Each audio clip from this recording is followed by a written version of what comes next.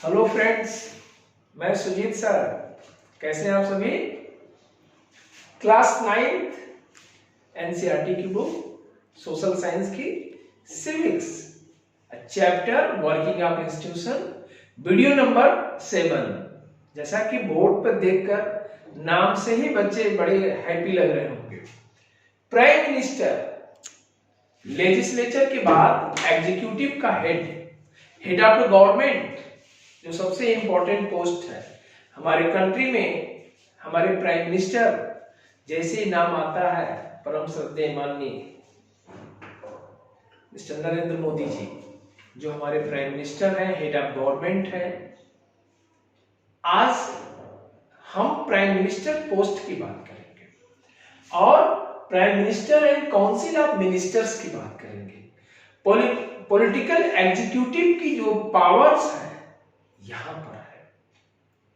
वर्तमान में हर एक बच्चे के जुबान पर प्राइम मिनिस्टर का नाम है और ये बहुत कुछ डिपेंड करता है उसके करिश्माई व्यक्तित्व पर। प्राइम मिनिस्टर तो बहुत हुए हमारे देश में, पंडित जवाहरलाल नेहरू से लेकर के Gulzari Lal Nanda, Lal Bahadur Shastri, Indira Gandhi, Rajiv Gandhi, HD. Deve Gowda, BP Singh, Chandrashekhar, HD. Deve Gowda, PV Narasimha Rao, Manmohan Singh, वर्तमान में बीजेपी के ताकतवर और लोकप्रिय हमारे नेता प्राइम मिनिस्टर माननीय प्रधानमंत्री नरेंद्र मोदी जी।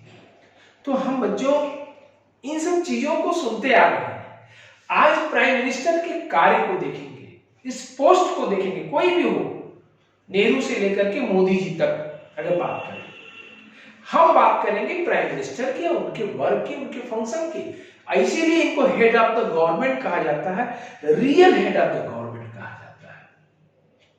हमारे देश में head of constitution, head of state president होता है, लेकिन real head of government prime minister होता है।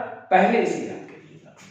The president appoints the leader of the majority party in the Lok Sabha as the PM, prime minister.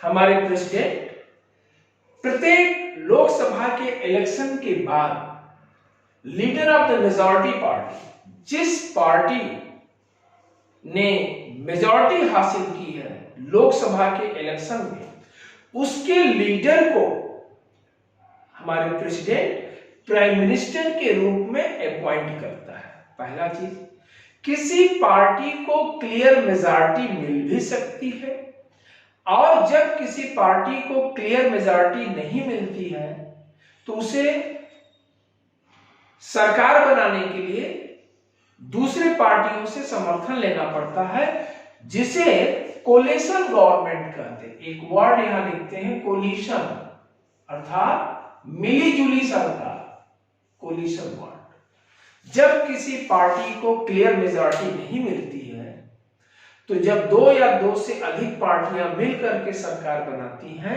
तो उसे हम कोलिशन गवर्नमेंट कहते हैं। हमारे देश में ऐसे कई बार आए हैं। एक तरह से देखा जाए तो एक दौर 1977 के इलेक्शन के बाद, जब पहली बार मोरारजी देसाई के नेतृत्व में नॉन कांग्रेसी सरकार बनी, तब से लेकर के लगातार कि जितने भी इलेक्शंस हुए हैं 1989 में, 1990 में, 1992 में, 96 में, 1999 में कोलिशन की सरकार, मिलीजुली सरकार बनी है। 2014 में क्लियर मेजॉरिटी की सरकार हमारी बीजेपी पार्टी की सरकार है, नरेंद्र मोदी जी के नेतृत्व में। In case no single party और अलायंस गेट्स अ मेजॉरिटी, अगर कोई सिंगल पार्टी मेजॉरिटी नहीं पाती है, या अलायंस से मतलब गठबंधन, जैसे यूपीए, यूनाइटेड प्रोग्रेसिव अलायंस, संयुक्त प्रगतिशील गठबंधन, जिसमें सबसे बड़ी पार्टी इंडियन नेशनल कांग्रेस है। एनडीए, राष्ट्रवादी जनतांत्रिक गठबंधन, नेशनलिस्ट डेमोक्रेटिक अलायंस, इसमें बीजेपी सबसे बड़ी पार्टी है। तो अगर किसी alliance get a majority, no single party alliance gets a majority, अगर मेजॉरिटी नहीं पाती है, the president appoint most likely to secure a majority support. तो ये प्रेसिडेंट के पास पावर है, विवेक है, उसे लगता है कि इस पार्टी को मेजॉरिटी मिल सकती है, ये सरकार बना सकती है, उसे सरकार बनाने के लिए इनवाइट करती है और उसे प्राइम मिनिस्टर का ओथ एंड अफर्मेशन शपथ ग्रहण कराती है। कौन? हमारे प्रेसिडेंट। ऐसा हुआ है, जब किसी पार्टी को मेजॉरिटी नहीं मिलती है तो हमारे प्रेसिडेंट ने शपथ ग्रहण कराया है ऐसे व्यक्ति को जिसे वोट नहीं मिला। जैसे हम बात करें 1979 में नीलम संजीवा रेड्डी ने, जो उस समय के तत्कालीन प्रेसिडेंट थे, चौधरी चरण सिंह को प्राइम मिनिस्टर की शपथ ग्रहण कराए थे और लोकसभा में बहुमत सिद्ध करने के लिए उनको टाइम दिया था। एक क्लियर होगी बात।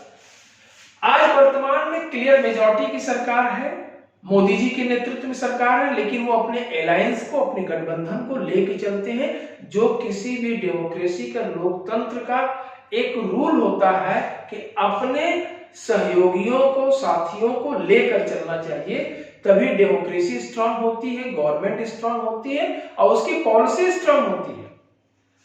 इतनी बातें आप समझिए प्राइम मिनिस्टर के संदर्भ में। अब आती है बात मेन प्राइम मिनिस्टर के पावर्स की। हमारे प्राइम मिनिस्टर की कितने पावर्स हैं? Powers of prime minister, leader of the majority party. Majority party बहुमत दल का नेता होता है, सबसे बड़ा लीडर होता है। जैसे अभी देख लो बीजेपी के लीडर्स, सर्वमान्य लीडर्स हमारे नरेंद्र मोदी जी हैं। Chairs the cabinet meeting. Cabinet meeting अर्थात जो कैबिनेट बनती है, काउंसिल ऑफ मिनिस्टर, मंत्रिपरिषद, इलेक्शन के बाद उन सभी कैबिनेट की मीटिंग का चेयर अर्थात अध्यक्ष होता है। किसी भी विभाग का, किसी भी डिपार्टमेंट का जो भी मीटिंग होती है बगैर प्राइम मिनिस्टर की मर्जी के नहीं होती है, वह प्रत्येक मीटिंग का अध्यक्ष होता है। His decision are final in case of disagreements। Note करिए, ये पावर्स है। अगर किसी केस को लेकर के डिसएग्रीमेंट्स है कैबिनेट में, मंत्रिमंडल में, तो जो डिसीजन प्राइम मिनिस्टर का होगा वही फाइनल डिसीजन होगा। जो वो कहेंगे वो सभी काउंसिल ऑफ मिनिस्टर को मानना पड़ता है।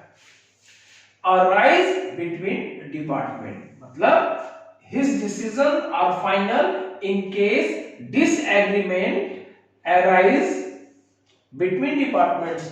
अगर विभागों के बीच में किसी चीज को लेकर के डिसएग्रीमेंट्स हो तो प्राइम मिनिस्टर जो कहेगा वही फाइनल होगा, क्योंकि वो प्रत्येक कैबिनेट का चेयर होता है। Distributes and redistributes work to the ministers. वह अपने मंत्रालय, अपने मंत्रिपरिषद का जो इलेक्शन के बाद गठन होता है उनको कार्यों का जिम्मेदारी देता है, अर्थात डिस्ट्रीब्यूशन करता है वर्क का, रीडिस्ट्रीब्यूट भी करता है। किसी को भी किसी भी पद देने के बाद ऐसा नहीं है कि वो फिक्स है, उसका विभाग, उसका मंत्रालय समय समय पर जैसा स्वविवेक प्राइम मिनिस्टर का कहता है वह उसका मंत्रालय बदल सकता है, रीडिस्ट्रीब्यूट कर सकता है। वर्तमान में अगर बात करें, देखिए जब 2014 के इलेक्शन हुए थे तो 2014 में इलेक्शन में मोदी जी बने थे, तो एक बार उन्होंने MHRD, जिसको आप एजुकेशन मिनिस्टर कहते हैं, स्मृति ईरानी को बनाया था। वर्तमान में उनको कपड़ा मंत्री बना दिया। तो ये विवेक किसका है? प्राइम मिनिस्टर का। हमेशा पिछली सरकार में राजनाथ सिंह होम मिनिस्टर थे, वर्तमान की सरकार में जो फिर हमारी 2019 की सरकार बनी मोदी जी के नेतृत्व, उसमें डिफेंस मिनिस्टर है। ये उसके विवेक पर निर्भर करता है। इसीलिए कहा जाता है कि distribute and redistribute work to the ministers, powers to dismiss ministers. वह अपने प्राइम मिनिस्टर किसी भी मंत्री को डिसमिस कर सकता है या उसको पद से हटा सकता है। Control the cabinet and parliament through the party. वह पार्लियामेंट के माध्यम से अपनी कैबिनेट को, अपनी काउंसिल ऑफ मिनिस्टर को कंट्रोल करता है। जो वो कहता है फाइनल डिसीजन उसी का होता है। हर विभाग में जितनी भी लॉ बनते हैं, रूल्स रेगुलेशंस बनते हैं, देश में इंप्लीमेंट होते हैं, सभी फाइनली प्राइम मिनिस्टर का ही वर्क होता है। जैसे अगर बात करें हमारे देश में आर्टिकल 370 को समाप्त करके जम्मू कश्मीर का स्पेशल दर्जा समाप्त कर दिया गया। इस पर भी मोहर किसकी है? प्राइम मिनिस्टर की। हमारे देश में 3 तलाक कानून लागू हुआ, इस पर भी मोहर किसकी है? प्राइम मिनिस्टर की। वो मंत्रणा करता है, डिस्कस करता है अपने कैबिनेट से, लेकिन फाइनल निर्णय प्राइम मिनिस्टर ही लेता है, वही इंप्लीमेंट होता है। और वास्तव में डेमोक्रेसी तभी अच्छी भी होती है बच्चों, जब प्राइम मिनिस्टर का डिसीजन बोल्ड हो और क्लियर मेजॉरिटी की सरकार बोल्ड डिसीजन लेने में एक्टिव होती है। जैसे वर्तमान की सरकार देखिए, देश के हित में कई डिसीजन उन्होंने लिया और देश तरक्की भी कर रहा है, विकास भी कर रहा है मोदी जी के नेतृत्व। कहीं न कहीं प्राइम मिनिस्टर ही जवाबदेह होता है जनता के प्रति, कहीं न कहीं रिस्पांसिबल होता है नेशनल और इंटरनेशनल मैटर में प्राइम मिनिस्टर।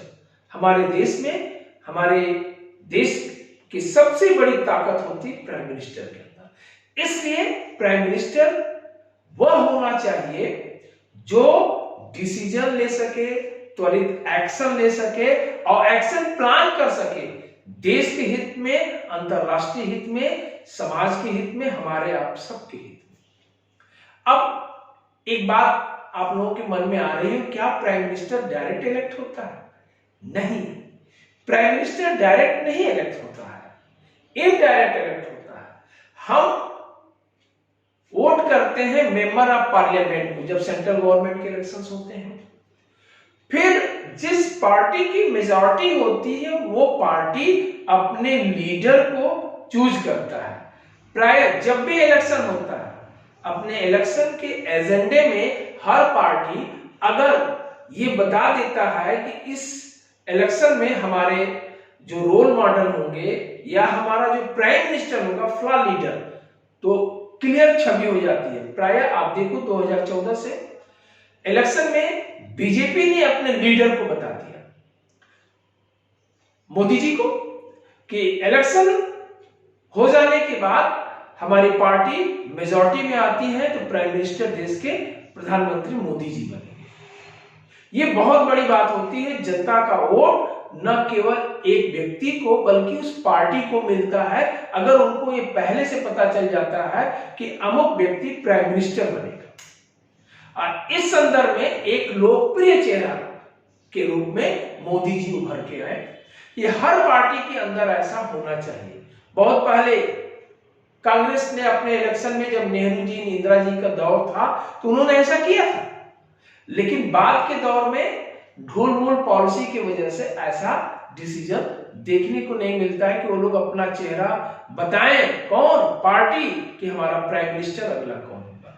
लगातार इधर देखिए बीजेपी की नेतृत्व क्षमता मोदी जी के नेतृत्व में बढ़ रही है और प्राइम मिनिस्टर का कार्य भी देखने को मिल रहा है, बोल्ड डिसीजन देखने को मिल रहा है। ये होती प्राइम मिनिस्टर के पावर्स। एक चीज आओ आपको बता दें कि प्राइम मिनिस्टर लोकसभा का मेंबर हो भी सकता है, नहीं भी हो सकता है। बच्चों, आपके लिए नॉलेज के लिए ये बहुत जरूरी जान लीजिए कि 1966 में जब इंदिरा गांधी पहली बार प्राइम मिनिस्टर बनी थी तो वो लोकसभा के मेंबर नहीं थी, राज्यसभा के मेंबर थे। मनमोहन सिंह 2004 से 2014 तक 2 बार प्राइम मिनिस्टर रहे, लेकिन एक बार भी लोकसभा के विनर कैंडिडेट नहीं थे या लोकसभा के एमपी नहीं थे, वो राज्यसभा के एमपी थे। इस प्रकार हम कह सकते हैं कि प्राइम मिनिस्टर लोकसभा या राज्यसभा का या मिनिस्टर किसी का भी मेंबर हो सकता है, लेकिन होना अनिवार्य है, तभी वो उस पद पर रहेगा। यहां तक क्लियर होगी बात। अब आती है बात council of minister. Council of minister में भी प्राइम मिनिस्टर की पावर्स को ही देखा जाएगा, क्योंकि काउंसिल ऑफ मिनिस्टर का अपॉइंटमेंट भी प्रेसिडेंट करता है। मतलब the president appoint the council of minister but advice of prime minister. Prime minister के एडवाइस पर ही काउंसिल ऑफ मिनिस्टर्स मंत्रिपरिषद का गठन होता है। मंत्रिपरिषद प्रत्येक इलेक्शन के बाद कोई भी मंत्री वह लोकसभा या राज्यसभा का मेंबर होना चाहिए। ऐसे व्यक्ति को भी मिनिस्टर का पद प्रधानमंत्री दिला सकता है जो लोकसभा या राज्यसभा का मेंबर न हो, बट 6 मंथ के अंदर, कितने दिन के अंदर, 6 मंथ के अंदर उसे लोकसभा या राज्यसभा का मेंबर होना पड़ेगा या हो जाएगा इलेक्शन के माध्यम से। जो प्रोसेस चलते हैं इलेक्शन के, इलेक्टोरल पॉलिटिक्स में आपको पढ़ाया, मतलब 6 मंथ के अंदर किसी भी मंत्री को लोकसभा या राज्यसभा का मेंबर होना पड़ेगा। अगर वो मेंबर नहीं होगा, नहीं बन पाएगा, तो उसका पद समाप्त हो जाएगा, ऐसा संविधान में वर्णन है। दूसरी, काउंसिल ऑफ मिनिस्टर वर्तमान में अगर देखा जाए बच्चों, तो जो क्लियर हमारी लोकसभा के इलेक्टेड सीट की संख्या कितनी है, 543। 2 नॉमिनेटेड होते हैं, लेकिन हमारा 543 से ही क्लियर मेजॉरिटी कितनी होगी, 272। 272 जिस पार्टी को क्लियर मेजॉरिटी मिल जाती है 272 या अबव, उसी की सरकार बनती है। अब काउंसिल ऑफ मिनिस्टर की संख्या कितनी हो सकती है, मतलब मंत्रिपरिषद की संख्या टोटल सीट की 15% से ज्यादा, 15% से ज्यादा एट द प्रेजेंट टाइम नहीं हो सकती है। We can say 60 to 80 minister of different ranks. ठीक है, मंत्रियों की संख्या 60 to 80 या टोटल सीट की 15% होना चाहिए। यहां तक क्लियर हो गया, मतलब लोकसभा की टोटल सीट की। अब बात आती है मंत्रिपरिषद में कौन कौन से मंत्री होते हैं। 3 रैंक के मंत्री होते हैं, cabinet minister, minister of state with independent charge, minister of the state, इसको हम कहते हैं कैबिनेट मिनिस्टर। इसे हम कहते हैं राज्य मंत्री स्वतंत्र प्रभार के, ये होता है राज्य मंत्री। कैबिनेट मिनिस्टर सबसे स्ट्रांग व पावरफुल होता है, क्योंकि यह अपने विभाग का स्वतंत्र प्रभार रखता है और ताकतवर होता है। प्राइम मिनिस्टर के बाद अगर सरकार में, पॉलिटिकल एग्जीक्यूटिव में किसी को सबसे स्ट्रांग देखा जाता है तो वो होता है कैबिनेट मिनिस्टर। जैसे होम मिनिस्टर हमारे Amit Shah, defence minister mister Rajnath Singh, health minister Harshvardhan, doctor Harshvardhan. इसी प्रकार तमाम विभाग हैं, 1-2 नहीं, हमने बताया ना 60 to 80 में कैबिनेट मिनिस्टर की संख्या लगभग 15 से 20 या 25 भी हो सकती है।